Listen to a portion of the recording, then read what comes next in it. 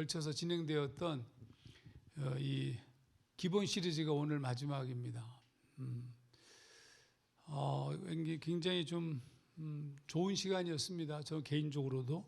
일단 우리가 더 플랜 훈련의 시작 지점에 반드시 점검해야 될 내용으로서의 이 기본 시리즈 말씀이어서 더 중요했던 것 같습니다. 2011년 4월 아프리카 남수단으로 선교 봉사를 떠났던 한 여성 신자가 한 신부로부터 성폭행을 당합니다. 그곳에서 그 피해자는 피할 수가 없었습니다.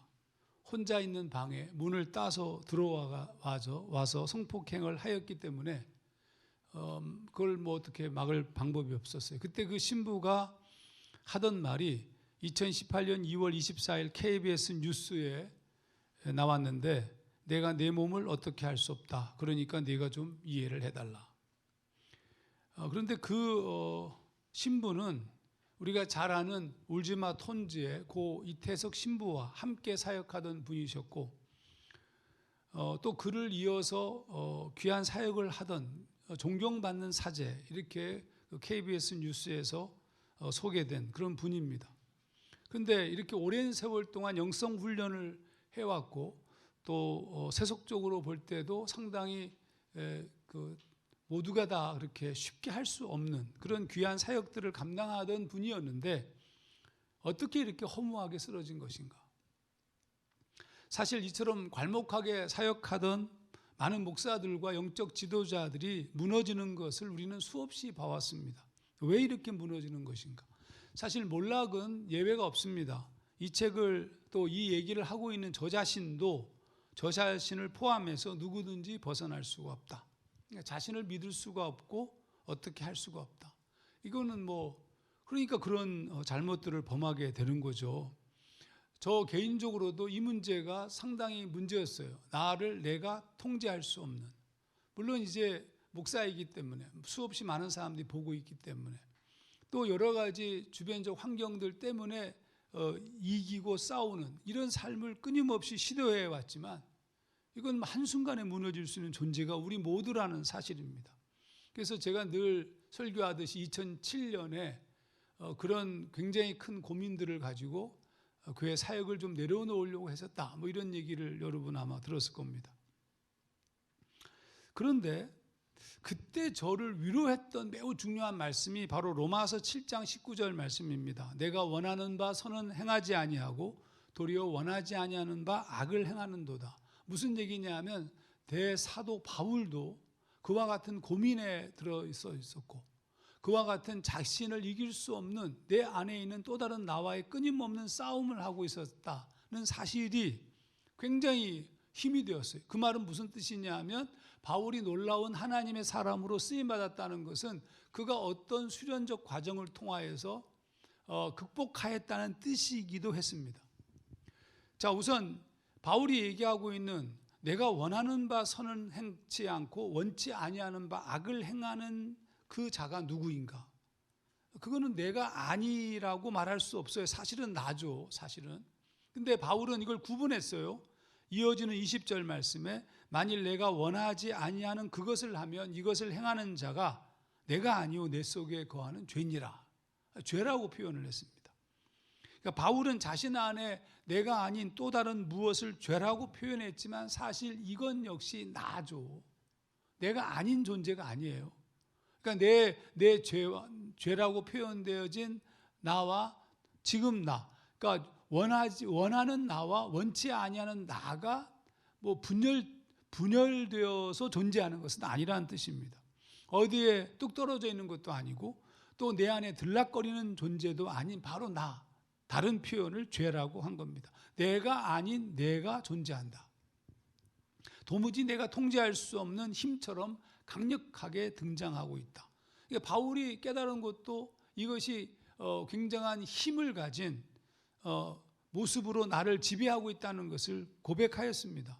바울 자신을 완전하게 무력하게 만들기 때문입니다. 그리고 그 같은 상태에서 빠져나올 수 없는 자신을 깨달은, 그가 그 마지막에 토로하는 7장의 마지막 7장 24절에 뭐라고 얘기하냐면, 오라 나는 곤고한 사람이로다.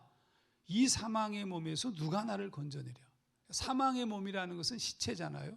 시체라는 것은 내가 아무것도 할 수 없는, 뭘 할 수 없는 그런 완벽한 무력한 존재라는 뜻입니다. 그러니까 내 안에 있는 욕망과 이 더러운 죄에 대한 이것에 대해서 내가 거절할 수가 없다, 이런 얘기예요. 그럼 도대체 이게 무엇이냐는 말이죠. 도대체 이게 무엇이길래 우리를 이렇게 몰아붙이고 있는 것인가? 도대체 이것이 무엇이길래 우리를 비참하게 만들고 무기력하게 만드는 것인가? 어떻게 형성된 것일까? 지위 고하를 막론하고, 우리가 지금 우리나라에 이렇게 국회의원, 시장 할 것 없이 이거 다 넘어갔잖아요. 도대체 이것들을 비롯해서 그거는 그런 성적인 것만이 아니고, 여러분, 물질적인 거, 그렇죠? 이 돈 문제, 권력의 문제는 더 심각하잖아요. 도대체 이런 것들에 왜 자기를 조절하지 못하고 심지어 크리스찬조차도 이렇게 무너지는 것일까? 예수님께서는 이것을 뭐라고 표현했냐면 사실은 악한 생각들이라고 표현했는데 괴물입니다. 괴물. 마태복음 15장 19절에서 20절을 공동번역으로 읽어보면 마음에서 악한 생각들이 나온다. 곧 살인과 간음과 음행과 도둑질과 거짓 증언과 비방이다. 이런 것들이 사람을 더럽힌다. 그러니까 마음에서 나온 악한 생각들이 우리 자신을 더럽힌다는 뜻입니다. 하나님 앞에 바른 삶을 살고자 하는 이들은 자신 안에 있는 쓰레기, 괴물, 이 같은 것들 때문에 힘들 수밖에 없어요. 내가 바르게 삶을 살려고 하면 내 안에 있는 이 용솟음치는 이 내면적, 그러니까 이런 생각들이 우리 안에서 나올 때 견딜 수가 없는 거죠. 그런데 문제는 뭐냐면 이걸 멈출 수가 없는 거예요. 멈추지 못하는 겁니다. 무수히 생각하고 무수히 반복하고 또 결정하고 후회합니다.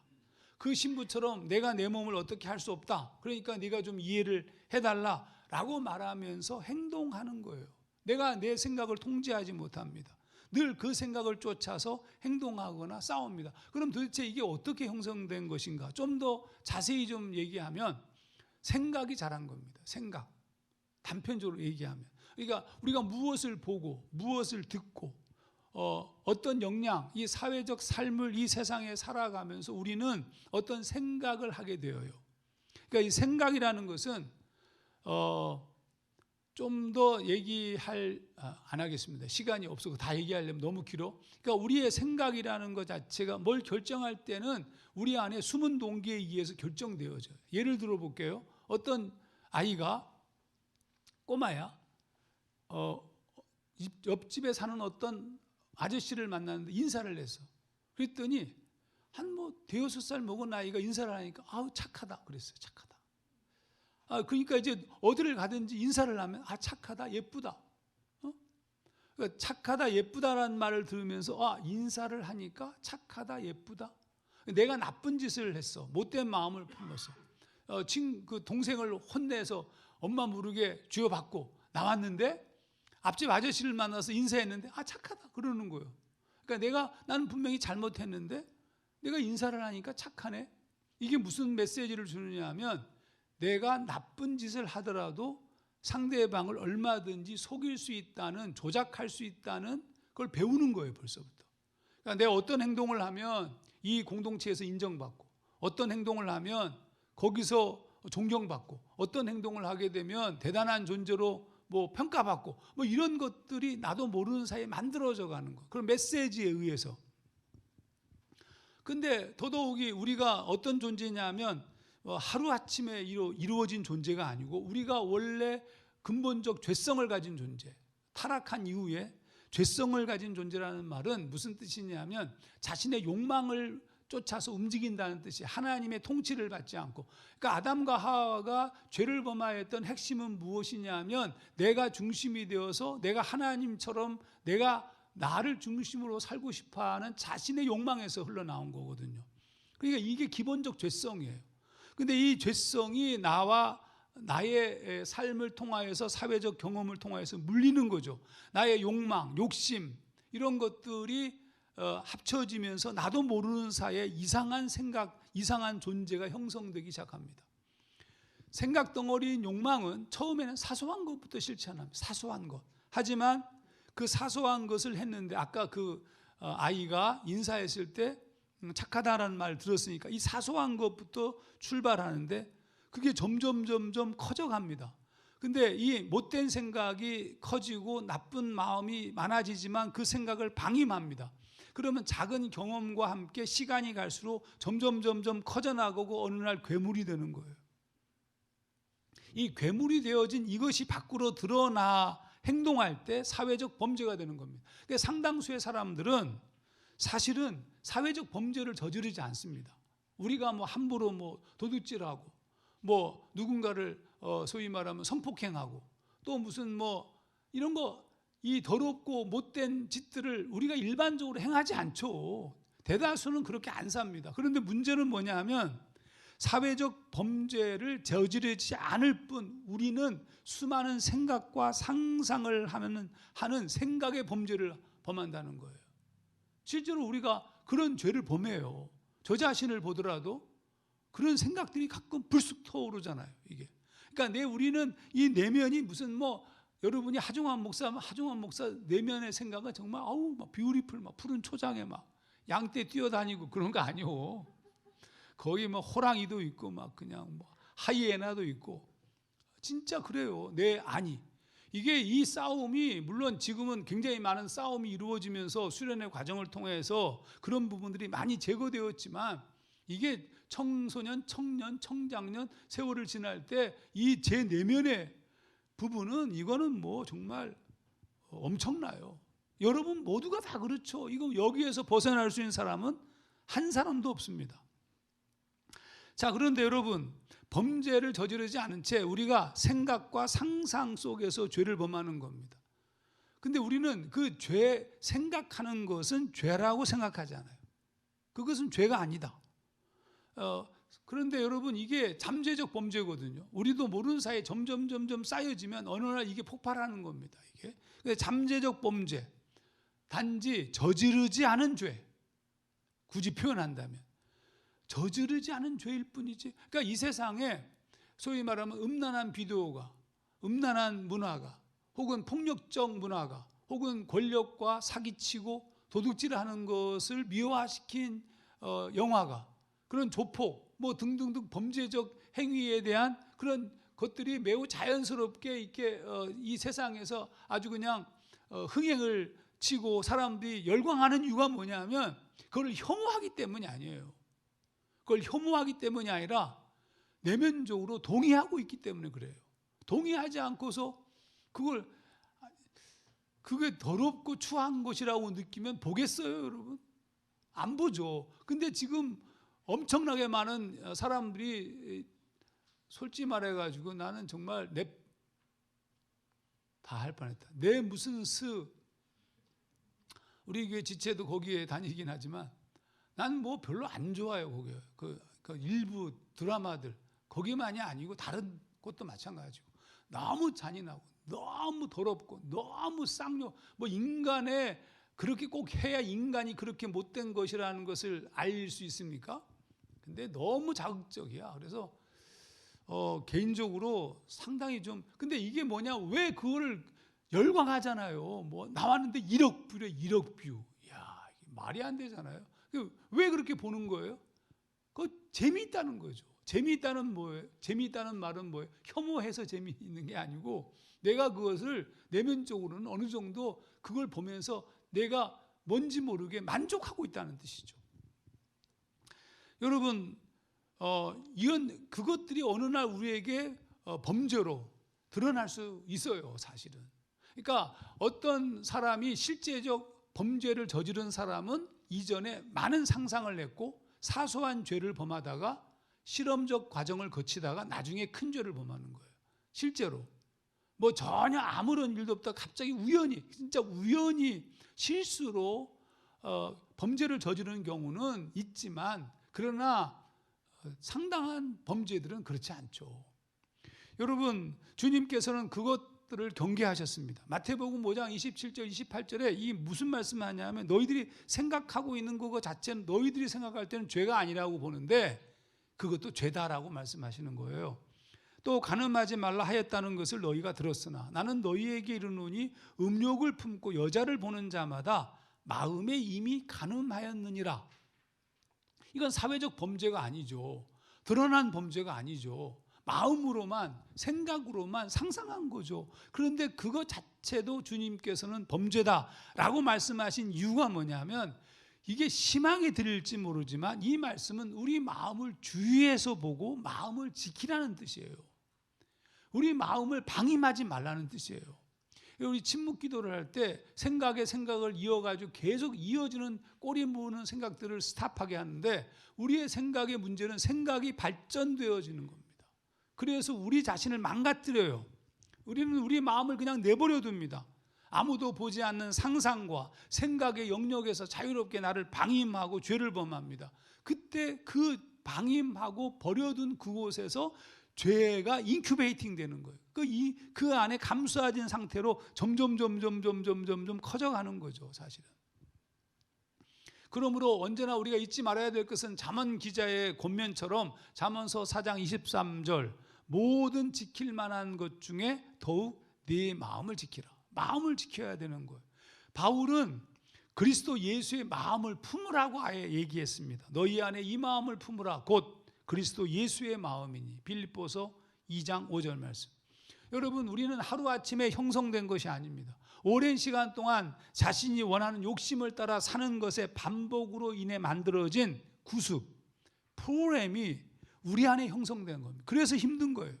그것을 바울은 옛사람이라고 표현했어요. 너희는 유혹의 욕심을 따라 썩어져가는 구습을 따르는 옛사람을 벗어버리고, 옛사람, 옛날 사람이라는 뜻이 아니라 오랫동안 켜켜이 쌓여져 있는 존재라는 뜻이에요.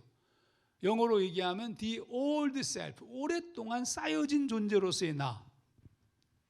이 바울의 설명처럼 오랜 시간 동안 흐르면서 나로 사로잡았고, 사회적 상황에서 나로 사는 것이 옳다고 한 시간이 너무 많이 흐른 거야. 이렇게 살고 있는 것이 세상이 다 용인하는 겁니다. 밖에 나가서 그런 얘기하고 그런 걸 즐기고 뭐 같이 움직이잖아요. 같이 다 동조하잖아요. 그러니까 그 순간 그렇게 살아오면서, 그리고 영상이라든지 교육이라든지 뭐 등등의 방식을 통해서 끊임없이 내가 들으면서, 그러니까 사회적 범죄는 사회가 만든 거예요. 이 사회가 아름다우면 그런 종류의 범죄가 나올 수가 없어요. 그럼 무슨 얘기냐면 사회가 지금 일그러져 있다는 뜻이죠. 굉장히, 그러면 그 일그러진 기본이 어디가 일그러진 것이냐? 종교가 일그러져 있어서 그래요. 우리가 이렇게 오랜 시간 동안 이런 구조 속에서 만들어져 왔습니다. 내가 형성되어졌습니다. 내가 올바로 형성되지 못하도록 사회와 교회와 종교적 영향력이 지금 현저하게 떨어져 있다는 것이 지금 우리의 문제입니다. 그러니까 지금 대통령 선거를 하는데도 이 서로 얘기하는 걸 보게 되면 이거는 누구를 뽑아야 됩니까? 라고 물을 만큼 힘든 거예요. 차선을 뽑아야 된다. 언제까지 우리는 차선을 뽑아야 돼요? 저는 오늘 이 시간 전 국민이 선거 보이콧을 할 수 있어요. 정말. 무슨 얘기냐면 선거를 보이콧해. 전부 다. 그래가지고 그들이 회개하고 다시 이제 기준점을 정해놓고 다시 출마. 그냥 거의 불가능한 얘기를 제가 한 거 알고 있습니다. 근데 지금 이렇게 세상이 흘러가고 있다는 말이죠. 오랜 시간 동안 만들어진 그 존재는 프로이드의 말에 의하면 자아와 초자아예요. 무슨 얘기냐면 원래의 본래적 자아가 아닙니다. 나는 주위에서 벌어지는 일들과 환경에 의해서 지배되고 만들어진 나예요. 바울이 말한 옛사람은 하나님이 창조하신 본래적인 나로서의 참 자아가 아니라 만들어진 자아, 곧 거짓 자아인 거죠. 여러분, 내가 원래 하나님께서 우리를 그렇게 창조하지 않으셨잖아요. 이게 창조된 우리가 시간이 가면서 문화적 발전, 또 하나님을 배반한 역사가 점점 점철되어져 가면서 수천 년, 수 없는 세월을 거쳐가면서 인간이란 괴물이 형성됐어요. 지금 오랫동안 형성된 또 다른 모습의 거짓 자아는 강력합니다. 그 근본이 욕망과 욕심이라는 생각을 오랫동안 품고 또 작은 실천을 일삼는 것을 반복하다가 드디어 실제적 존재, 죄를 범할 수 있는 존재가 되는 겁니다. 여러분 일반적으로 하나님이 보통 사람들은 하나님이 허락하신 선한 양심, 원래 우리가 아무리 타락했을지라도 우리 안에 선한 양심이 있죠.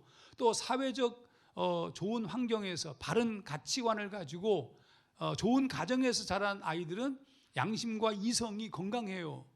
그러니까 하나님께서 주신 선한 양심과 그 다음에 사회적으로 만들어진 양심과 이성이 경건한 사람들, 그런데 이렇게 살아가지만 그렇지 못한 과정 속에 있는 사람들은 생각의 방임이 점점 이루어지게 되고 나중에 돌이킬 수 없는 죄의 결과인 사망에 이르는 거예요. 야고보서 기자가 이것을 짧게 설명했습니다. 욕심이 잉태한 자. 그러니까 우리의 욕심은 생각입니다. 욕심이자 마음 심자. 욕심이 내 안에서 점점 잉태한 자, 자라나는 겁니다. 이게 자라나서 구체적으로 죄를 생산하는 거예요. 그리고 그 죄가 점점 장성하면 더 이상 회복할 수 없는 사망에 이른다. 이렇게 얘기한 겁니다. 우리 안에 있는 또 다른 나로서 죄, 그 안에 내용물로서 생각의 결집체인 욕망의 강력함 때문에 사실은 이게 문제예요. 어느 날부터인가 바울이 그걸 깨달은 거예요. 아무리 다짐하고 아무리 추구해도 해결될 수가 없어. 그래서 바울이 무너진 것이고 베드로도 무너진 것입니다. 여러분, 바울도 무너지고 베드로도 무너지고 다윗도 무너졌다면 우리가 무너지는 것은 너무 쉽죠. 예? 그렇지 않습니까? 근데 이 무너진 사람들을 이름을 많이 붙여. 베드로, 다윗, 바울. 그러니까 이게 이름을 사실은 저는 안 썼으면 좋겠어요. 아니, 써도 돼요. 근데 이게 뭐냐면 변화된 다윗, 변화된 베드로, 변화된 바울을 늘 염두에 두고 얘기를 하셔야 됩니다. 혹시 얘기하더라도. 여러분, 우리가 우리 자신을 이길 수가 없어요. 주님께서도 알았어요. 베드로가 예수를 부인할 거 알았어요. 베드로가 겟세마네 동산으로 올라가면서 내가 주와 함께 죽을지언정 절대로 부인하지 않겠습니다. 예수님께서 네가 닭이 2번 울기 전에 3번 나를 부인할 것이다 라고 말씀했습니다. 아무리 소리쳐도 주님은 알고 계셨어요. 사실 이게 우리에게는 큰 소망입니다. 주님이 알고 계시다는 거, 우리가 무너질 수 있다는 거, 우리가 부서지고 우리가 박살날 수 있다는 거, 주님이 알고 계시다는 거, 이건 굉장히 중요한 겁니다. 근데 그러면 우리에게 필요한 것은 뭐냐면 베드로나 바울이나 다윗처럼 괴로워해야 한다는 뜻이에요. 우리를 방임하고 이 세상에서 그냥 흘러가도록 내버려 두면 안 됩니다. 자, 바울 얘기를 좀 더 하게 되면 바울은 어떤 고민에 빠졌었냐면, 내가 고린도전서 9장 27절 말씀을 제가 풀어서 말씀드린 적이 있는데, 놀랍게 말씀을 전하고 수많은 사람들이 그 말씀을 듣고 주님 앞에 돌아오는 것을 경험하였는데 불안한 거예요. 뭐가 불안하냐면 내가 불안한 거예요. 내 육체가, 내 자신이. 그러니까 어느 날 나 자신을 내가 제어하지 못하는 내가 괴로웠어요. 그래서 바울이 뭐라고 고백하냐 하면 그것 때문에 자격 미달로 탈락될지도 모른다는 고민에 빠진 겁니다. 고린도전서 9장 27절을 제가 의역했는데 한번 들어보시죠. 내가 다른 사람들에게 멋있게 복음을 전하였고 사람들은 열광하며 복음을 받아들였습니다. 그들 모두 그 복음의 신비 가운데서 구원의 목표에 이릅니다. 그런데 어이없게도 나는 내가 전한 복음의 기준대로 살지 않으므로 자격 미달이 되어 탈락하는 것입니다. 그것이 나는 두렵습니다. 실제로 대단한 설교자이면서 영향력 있는 부흥사였고 수없이 많은 청년들을 하나님께로 인도하였던, 또 그로 인하여서 예수를 믿은 자들이 부지기수로 많았던 어떤 한 청년 사역자 목사가 하루아침에 무너진 사례는 우리가 너무 많이 봐왔잖아요. 자, 그러면 바울이 고민하고 있고 우리가 함께 고민해야 될 문제는 어디의 문제일까요? 당연히 몸의 문제입니다. 그러니까 프로그램처럼 육체의 욕심을 따라 움직이는 이 몸을 발견한 겁니다. 그러니까 우선 이 몸이 있잖아요. 육체가 있고 그 안에 마음이 있습니다. 마음, 혼, 그리고 영이 있는 거예요.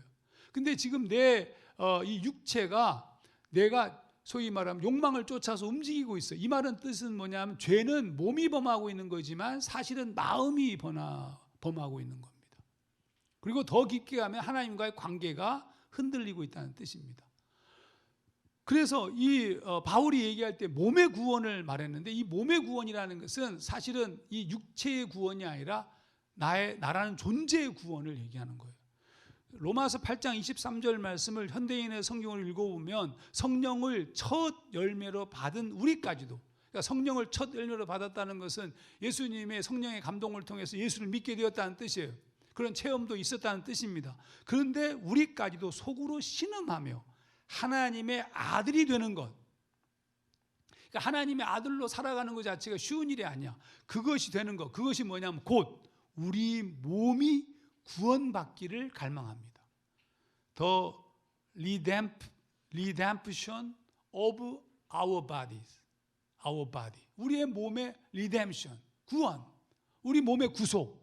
그러니까 내 몸이 내가 원하는 대로, 즉 하나님의 마음을 쫓아서 내 마음, 하나님의 마음의 통치, 하나님의 영의 통치를 받은 내 마음대로 내 육체로 움직이는 존재, 이거를 하나님의 아들이 되는 것, 몸의 구원, redemption of body라는 표현을 쓴 거예요. 여러분, 우리는 예수를 믿음으로 구원받았지만 오랜 시간 동안 만들어진 우리가 해결된 것은 아닙니다. 바울처럼 고통하고 베드로처럼 무너질 것이고 유다처럼 절망적 행동을 할지도 모릅니다. 왜냐하면 우리는 아직 우리 몸의 구원이 이루어지지 않았어. 여러분은 여러분의 몸이 여러분의 마음 먹음대로 움직이나요? 여러분이 생각한 대로 하나님 앞에 응답받은 그 하나님의 영의 통치를 받고 내 마음이 형성되어 있고 내 마음에 의해서 내 몸이 움직여지는 겁니까? 바울이 말로 얘기하면 원하는 바 선을 행하고 원치 아니하는 바 악을 행하는, 이거 바울이 진짜 소망하던 건데 자기가 그렇게 못 살았잖아요. 그런 삶을 우리가 살고 있느냐는 얘기예요. 거기가 우리가 하나님의 아들이라는 이름을 부를 만큼 성숙한 지경에 이른 존재라는 뜻입니다. 자, 그러면 이제 어떻게 해야 할까요? 매우 중요한 지점은 예수님께서 이렇게 흔들리고 무너지고 연약한 제자들을 부르셨다는 사실입니다.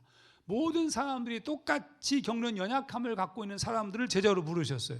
그래서 주님은 누구보다도 그들의 몸의 문제, 그들의 문제를 알고 있었습니다. 여러분, 우리가 진짜 주님 앞에서 설 수 있는 것은 주님의 마음이 이렇게 분명하기 때문에 그렇습니다. 근데 여러분 잘 보세요. 이 몸의 문제라고 얘기하니까 뭐 금식하고 고난을 수행하고 이런 거 하는 게 아니에요. 주님이 이걸 가르치지 않았어요.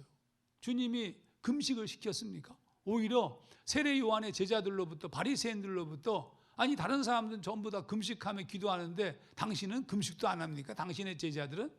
이렇게 오히려 책망받았다고요. 금식도 안 했어요. 뭐 거기서 무슨 고난 받은 무슨 얘기 있습니까? 자, 전부 우리 기도하자. 뾰족한 돌을 하나 갖다 놓고 엉덩이에다 놓고 거기 앉아라. 그런 거 없잖아요. 예수님과 함께 룰루랄라 다니면서 가나에 혼인잔치에서는 술 동이 나도록 드시고,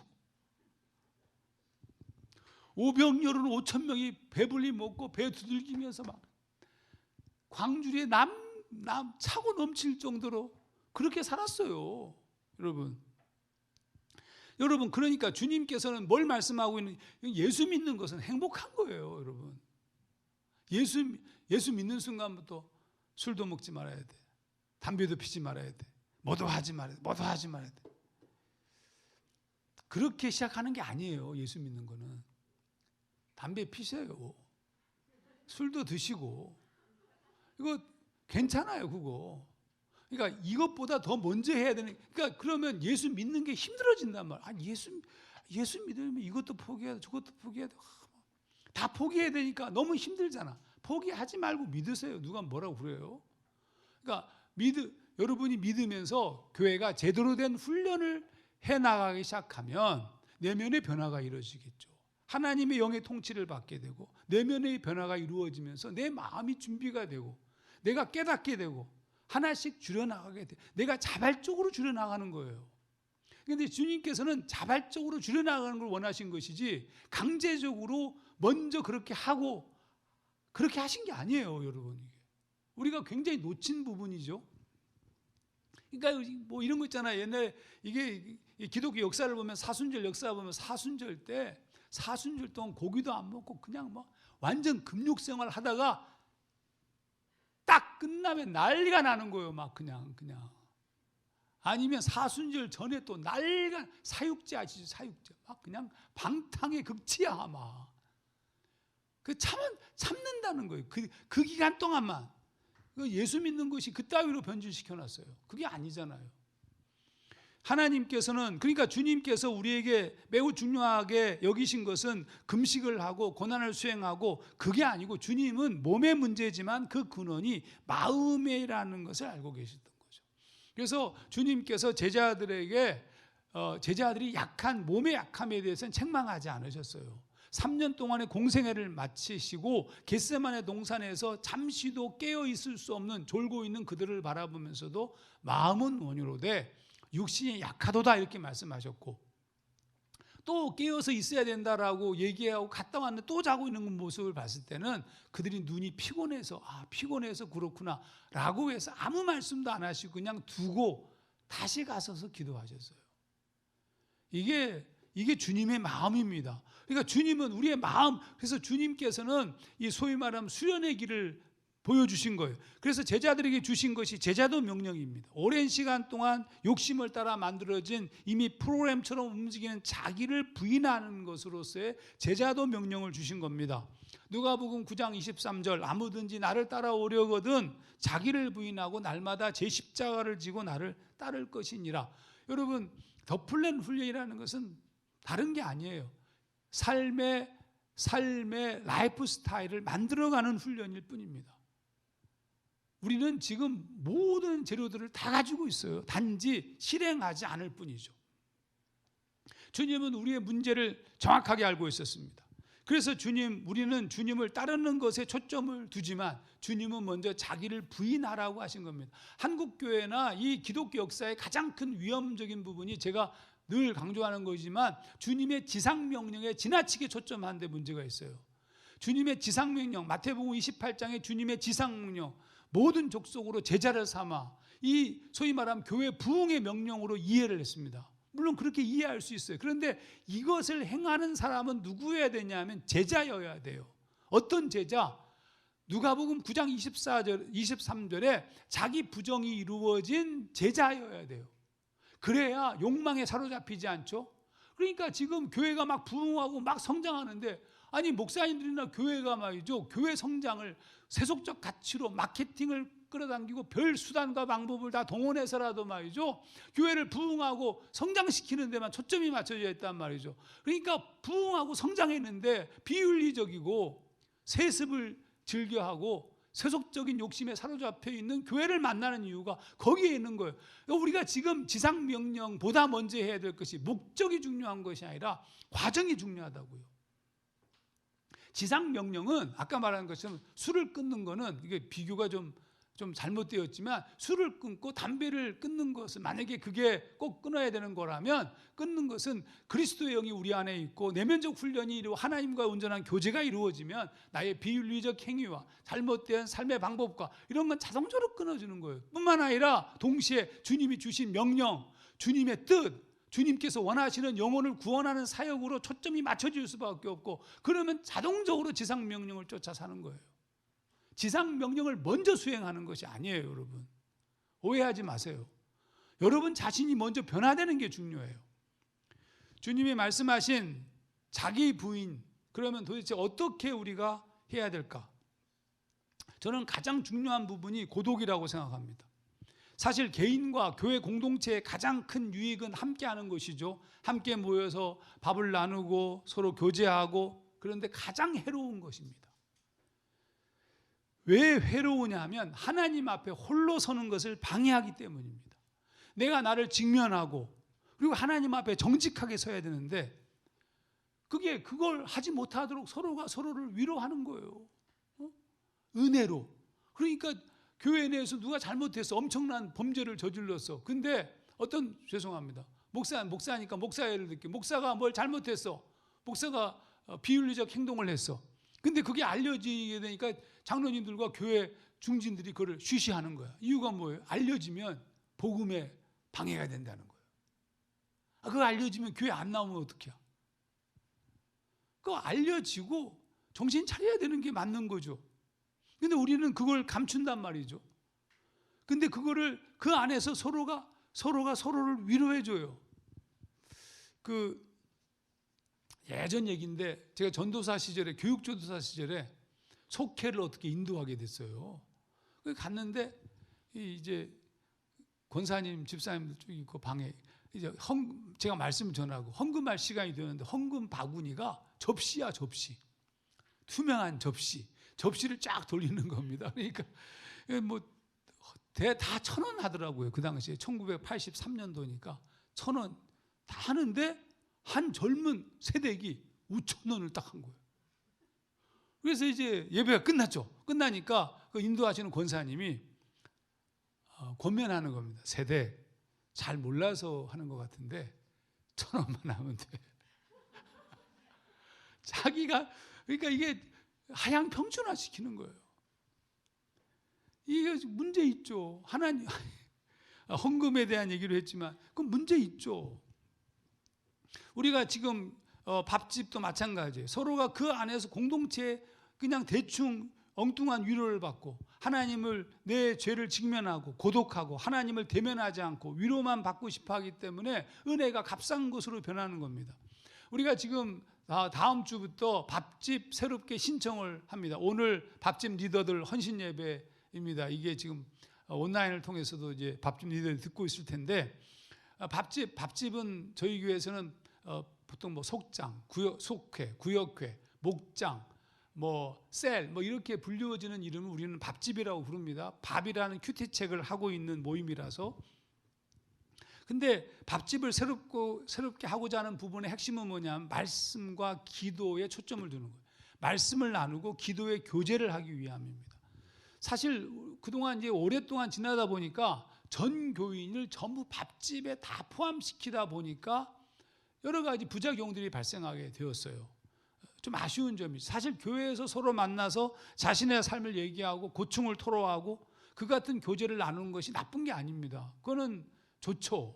근데 문제는 뭐냐면 그것만 하는 게 문제예요. 어느 시점부터인가 그것이 중심이 됐습니다. 그러면 여러분 그런 세상에서 살던 얘기가 힘들지만 그런 얘기를 하는 것은 세상 친구들을 만나도 할 수 있고 크리스찬을 친구를 만나도 할 수 있는 거예요. 근데 문제는 더 심각한 문제는 그 모임에서 밥집 모임에서 그런 자기 얘기만 막 하다가 정작 리더가 말씀을 나누고자 하면 제대로 한 적도 없고 갑자기 바쁘다고 시간이 다 되었다고 자기만 잔뜩 얘기한 다음에 떠나는 거예요. 더더욱이 예배도 드리지도 않는데 예배도 드리지 않는데도 밥집 모임 하는 데가 있어요. 주일날 예배가 끝났는데 큐티에 밥집 모임은 하지 않고 밖에서 따로 만나. 그건 밥집이 아니에요. 그냥 친목 모임이지. 그거를 나쁘다고 얘기하는 것이 아니라 그게 무슨 일이 벌어지게 되냐면 말씀도 없고 기도도 없고 온전히 자기 개인적인 얘기만 하다가 끝나면 그건 밥집이 아니라 거룩한 것을 가볍게 여기는 행위이고 이건 어떤 문제를 발생시키냐면 해결이 안 돼요. 기도하지 않고 말씀 묵상하지 않고 답은 거기 있잖아요. 하나님과의 관계를 회복하고 하나님의 말씀으로 충족을 받고 그래야 거기에 이 희망이 있고 함께 기도할 때 거기에서 힘이 생기는데 그 기본은 하지 않고 자기 하소연만 하다가 몇 년이 지나도 맨날 똑같은 얘기만 한다면 그러면 소망이 없는 겁니다. 성령의 능력도 경험하지 못하고 그리스도의 은혜도 깨닫지 못하고 그러면 이게 믿는 것입니까? 교회를 다니는지 모르지만 그건 신앙한다고 볼 수가 없죠. 그래서 사실 우리가 새롭게 시작하는 밥집은 신청을 하자고 그러는 거고요. 신청 안 하면 밥집에 안 들어올 수 있습니다. 지금 교회가 생각하는 것은 현재 밥집의 인원 중에서 50%만 신청하여도 된다. 그것만 되더라도 좋은 것이다 라고 생각할 만큼 걱정은 좀 하고 있습니다. 그러나 무슨 얘기냐면 진심으로 신앙생활을 하고 싶은 자들, 큐티를 목숨처럼 지키고 내 문제를 주님께 아뢰며 기도하기 원하는 이들의 모임으로 밥집을 운영하고 싶은 거예요. 교회는 그거 하기 위한 거 아닙니까? 서로 모여서 말씀을 나누고 서로 기도하고 그리고 서로 격려하고 그런 다음에 이렇게 우리가 뜨거워지고 서로가 서로에게 힘을 얻게 되면 진짜 한두 명 세상에서 힘들고 고통받고 있는 지체들이 와서 자기를 토로할 때 그걸 붙잡고 함께 기도해주고 말씀으로 이겨야 된다고 힘을 불어넣어 줄 수 있는 거 아니겠어요? 근데 이게 거꾸로 이 말씀을 중심으로 사는 자들이 밥집의 메인 전체적인 주도를 하지 않고 세상에서 얘기하는 그 세상의 고민과 아픔과 자기 아픔, 슬픔들을 가지고 오는 자들이 그 얘기만 듣다가 끝나는 모임이면 그거는 밥집 모임이 아니에요, 여러분. 함께 말씀과 기도로 하나님 앞에 서서 회복될 수 있도록 도와줘야 되겠죠. 그래서 그렇게 갈망하는 분들만 신청하시면 됩니다. 그러면 나머지 50%는 좀 쉬고 있다가 나도 이제 말씀을 묵상하고 큐티도 하고 기도도 하고 정말 그렇게 살고 싶습니다. 그때 마음의 준비가 되면 신청하시면 돼요. 하지 말라는 뜻이 아니라 와서 그 밥집 다 뭐 이렇게 중심을 흐트러 놓을 거면 깊이 생각하시고 신청하셔야 됩니다. 여러분, 예수님은 사람들의 환호 속에 있었지만 거기에 계시지 않으셨습니다. 예수님은 그 군중들과 환호를 두려워하고 홀로 한적한 곳으로 나가셨습니다. 주님은 군중의 환호와 관계없이 홀로 하나님 앞에 서 계신 존재였습니다.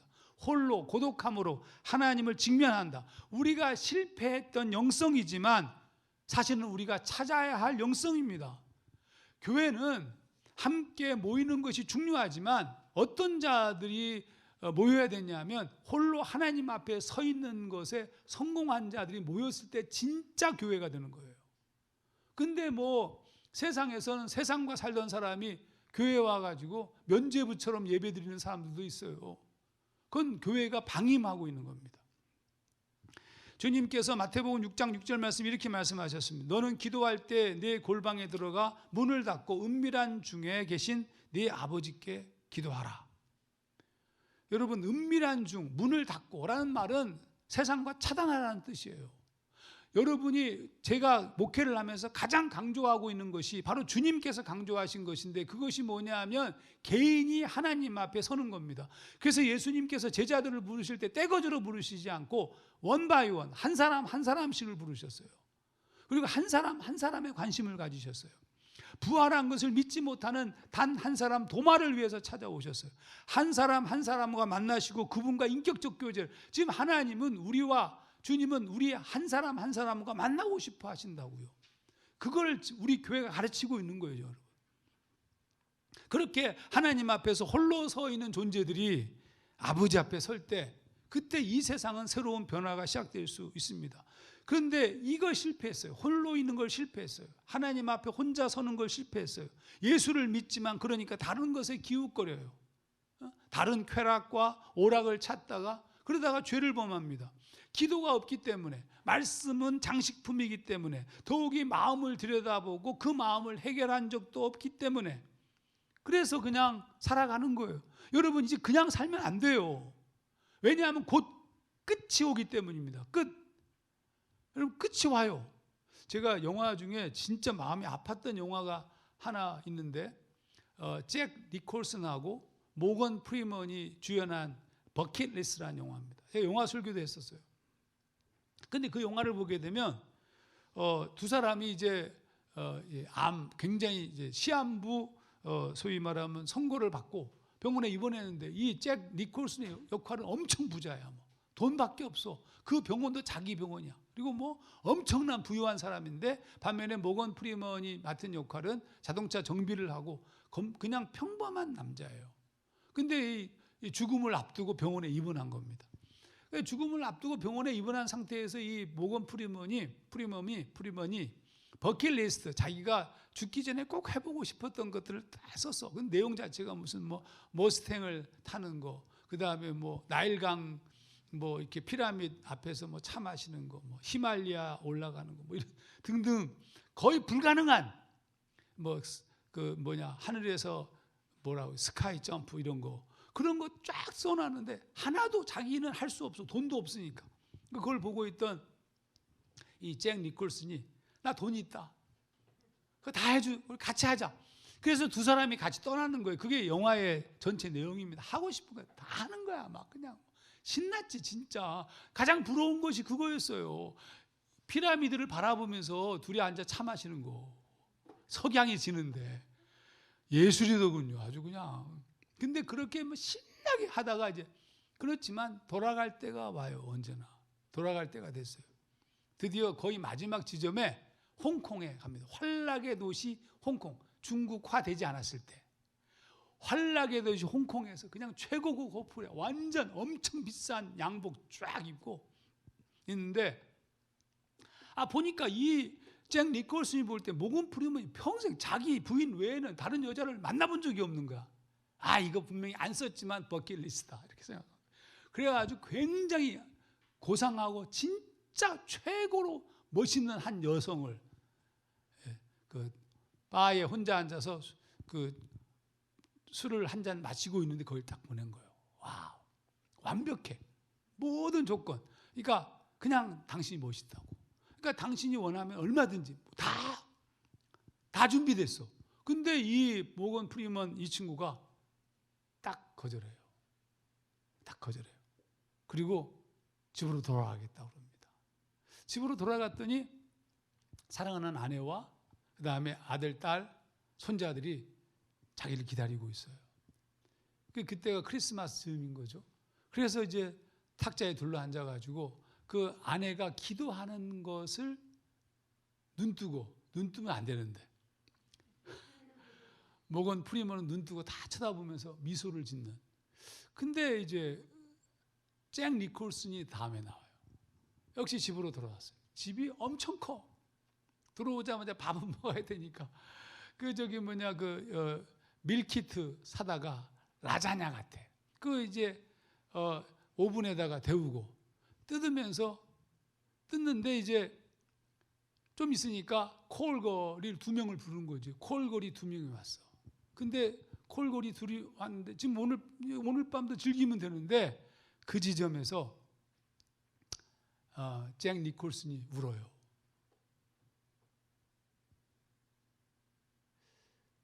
끝을 만난 겁니다.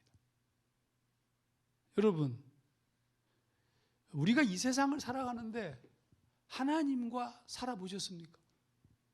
그러니까 예수를 믿는다는 것은 그분과의 동행을 말하는데 그분과 동행해 보셨나요? 우리가 그동안 우리를 지배하고 있었던 쾌락과 물질적 욕망과 권력에 대한 의지와 수없이 많은 세속적인 것들 앞에서 의연하게 거기에 휘둘림을 당하지 아니하고 하나님이 주신 진정한 평화와 위로를 가지고 그렇게 살아보셨냐고요. 그렇게 살아야 되잖아요. 하나님께서는 우리에게 그런 기회를 주셨고 그렇게 훈련하고 성장할 수 있도록 모든 것들을 다 보여주셨다면 우리가 과거에 어떤 삶을 살았는지는 모르지만 그 묶어놓은 모든 것들을 끊어버리고 이제 새로운 존재로 성숙을 향해서 움직여야 되는 거 아닙니까? 여러분, 우리는 곧 나이가 들 것이고 회의와 의심과 절망이 엄습할 겁니다. 갑자기 자신이 사라진 것 같은 느낌이 들 겁니다. 왜 그런 줄 아십니까? 예수가 없기 때문입니다. 예수 없이 살아온 사람들, 교회를 다니는 것을 믿음이라고 생각한 겁니다. 하나님 앞에 홀로 제대로 서지 못한 자들은 분명히 그와 같은 비참함에 이를 거예요. 저는 가장 아픈 것이 목사님들이 은퇴하고 난 다음에 비참해지는 게 제일 싫어요. 거의 그 이후에는 거의 우리 고승이라는 말은 들어봤지만 고목이라는 말은 안 들어봤어요. 고목이 등장해도 고목. 정말 천년 묵은 나무는, 오동나무는 진짜 비싸지 않겠어요? 아니, 뭔가 좀 있어야 되잖아요. 근처만 가도 뭔가 풍겨나야 되잖아요. 하나님의 아름다움이 쾌쾌한 냄새가 아니라. 오늘 우리가 지금 하나님의 사람으로 누리는 이 기쁨도 즐겨보지 못한 채 이 세상을 마무리할 수는 없습니다. 그러면 이제 우리가 어떻게 해야 되는가? 우리가 수련해야 될 첫 번째는 오랜 시간 동안 만들어져서 프로그램된 옛사람, 곧 거짓자, old self를 해체하는 것으로 자기 부인의 수련, 곧 침묵기도 수련이 필요합니다. 그러니까 우리 안에 끊임없이 흘러나오는 것들, 수동적으로 하나님 앞에 서면 우리 안에 있던 것들이 밖으로 흘러나오는데 그것들이 묶여있는 끈을 풀고 해체시키라는 거예요. 나를 막 지배하고 나를 움직이고 나를 억압하고 있어도 모든 잘못된 악한 생각들과 내 내면에 있는 것들을 해체시키고 그걸 흘려보내고 하나님의 터치 앞에 서는 것을 의미합니다. 저는 개인적으로 이 수련을 끊임없이 해오면서 나를 지배하고 있던 것들로부터, 올드 셀프로부터 그 온전치 못한 잘못된 것들이 해체되어지고 나를 부정하면서 악은 현저하게 줄어들었고 죄는 힘을 잃기 시작하였고 하나님의 통치를 받는 내가 생각하는 대로 살고 싶은 열망과 또 살 수 있는 능력이 조금씩 생겼다는 사실을 지금 저는 굉장히 행복해요. 첫 번째가 그겁니다. 두 번째는 수동적 기도로서 침묵 기도와 함께 반드시 함께 수련해야 하는 것이 말씀 묵상입니다. 즉 내 안에 존재하는 오랫동안 프로그램된 생각들을 해체하고 제거하는 수련과 더불어 그 내 안을 하나님의 말씀으로 채우는 겁니다. 근데 이때 중요한 것이 진짜 하나님의 말씀을 채워야 돼요. 가짜 말고. 그러면 여러분 어쩌면 우리는 가짜 하나님의 말씀을 채웠을 수 있어요. 무슨 얘기냐면 나 목사님 설교 들었는데 가짜 말씀이에요. 가짜 말씀일 수 있어요. 어떤 거냐면 내가 듣고 싶은 말씀을 추구하면서 들었다면 그건 가짜 말씀일 수 있어요. 내가 듣고 싶은 말씀, 내가 원하는 말씀. 여러분 구약의 참 선지자와 거짓 선지자의 구분은 어디에 있느냐 하면 거짓 선지자들은 내가 듣기 좋은 말만 하는 사람들이에요. 내가 듣고 싶은 예언을 하는 사람들이에요. 근데 오늘 우리 시대에는 그런 예언자들을 그런 말씀을 쫓아가는 거예요. 가가지고 정말 신나고 재미있고 막 복 빌어주고 막 이런 데로 가는 거예요. 여러분 가짜 말씀이에요. 그거 가짜 말씀을 듣고 있는 겁니다. 진짜 말씀은 여러분 죄송한 얘기지만 목사의 얘기로 진짜 말씀을 듣는 것은 초보적 단계나 과정 속에서는 중요하지만 더 깊어지면 여러분이 하나님의 말씀을 직접 들으셔야 돼요. 하나님의 말씀을 직접 듣는 훈련을 하셔야 됩니다. 그리고 이 교회 저 교회 다니지 마세요. 이 방송을 듣는 분들 한 교회를 정하셔야 됩니다. 이유가 뭔지 아십니까? 이 교회 저 교회라는 말은 맛집 찾아다니는 거예요. 이 맛집, 저 맛집, 그 맛집. 그게 아니고 한 교회가 중요한 이유가 뭔지 아십니까? 그것도 목사가 오래 목회한 교회를 다니시는 게 좋아요. 이유가 뭐냐면 바닥까지 다 드러내서 설교를 하기 때문에 그래요. 똑같은 설교 못 하잖아요. 약간은 쓸 수 있지만 바닥까지 우리 교회 형편, 우리 지체들의 형편에 맞게끔 수준에 맞게끔 설교를 하기 때문에 한 교회를 정해서 그것도 오래 목회한 저처럼 20년 넘게 한 교회에서 그런데 여러분 잘하는 거예요 지금 여러분. 우리가 듣고 싶은 말씀만 길들여져 있는데 그건 거짓자 욕심 때문입니다. 그래서 우리가 원하는 메시지를 전하는 설교자를 찾아다닙니다.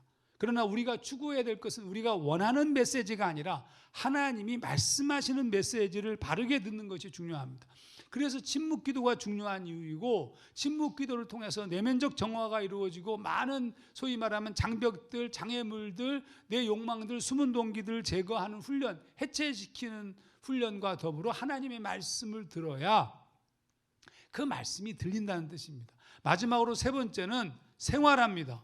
우리는 유혹의 욕심을 따라 썩어져가는 구습을 따르는 옛사람, 곧 자신의 욕망대로 사는 거짓자의 삶이 생활화되어 있습니다. 그래서 새로운 삶의 생활화가 필요해요. 바울은 이것을 뭐라고 얘기하냐면 새 사람을 입으라 이렇게 표현했어요. 새 사람.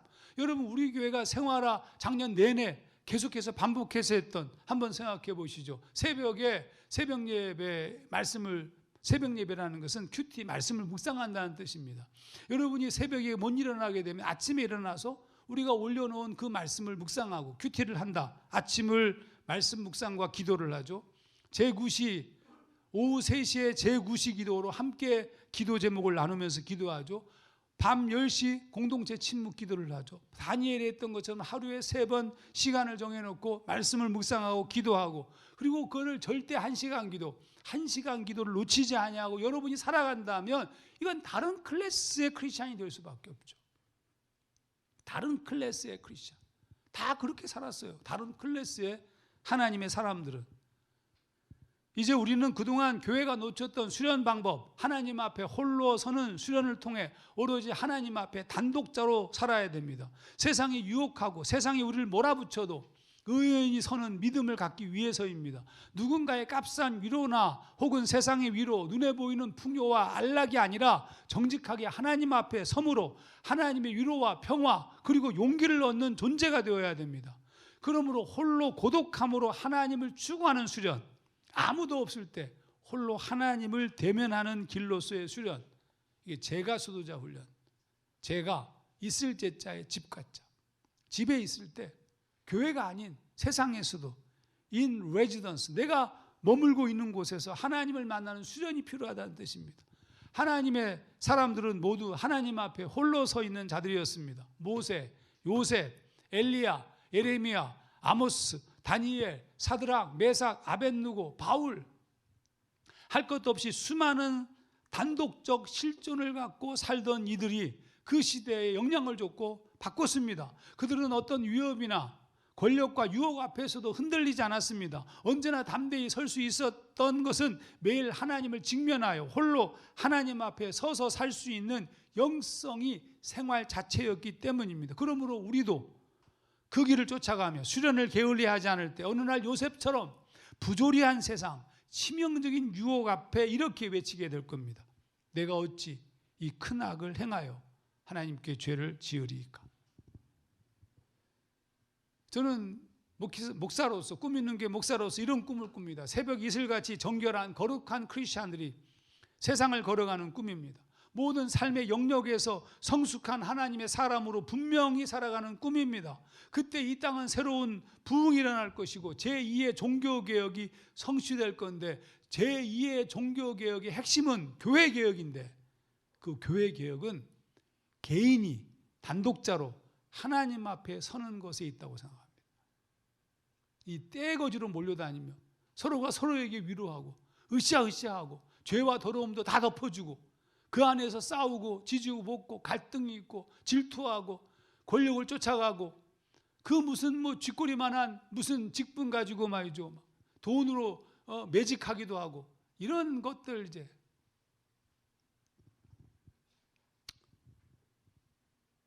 소망 없습니다. 제2의 종교개혁이 일어날 때가 된 것 같습니다. 마지막으로 여러분 새롭게 시작할 이들이 계시면 더 플랜 이 구도자의 길에 이번 11기를 동시에 모집하고 있는데 황성길 목사님이 섬기게 됩니다. 코디네이터로. 그리고 그동안 혹시 멈췄던 사람들은 내가 어느 위치에서 멈췄는지를 김유빈 목사님에게 물어보면 알려줄 겁니다. 그러면 현재 진행되고 있는 반에 편입하시면 됩니다. 하나님 앞에 홀로 서서 하나님과의 깊은 영적 교제를 가지고 살아가지 않는 한 우리는 계속된 근심과 염려로 힘들어하다가 죄를 범하고 어찌할 수 없는 존재로 살다가 인생을 마치게 될지도 모릅니다. 그러므로 돌아서서 다시 시작하시기를 진심으로 여러분에게 요청합니다.